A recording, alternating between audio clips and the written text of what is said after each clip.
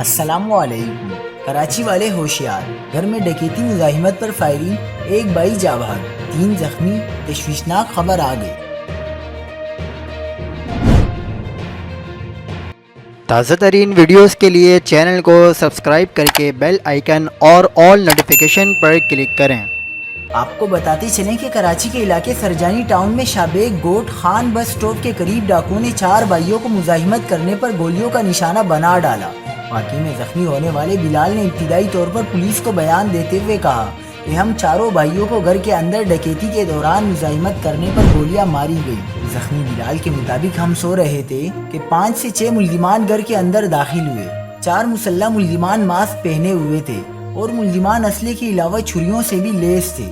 واردات کے دوران مزاحمت کرنے پر گولیاں لگنے سے ایک بھائی جاں بحق اور بلال سمیت 3 بھائی زخمی ہو گئے۔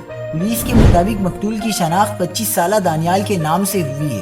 متاثرہ بھائیوں کی احسان آباد میں گوشت کی دکان ہے اور ڈاکو گھر سے 3 لاکھ روپے لوٹ کر فرار ہو گئے۔ مزید خبروں کے لیے دیکھتے رہیے حق پاکستان نیوز۔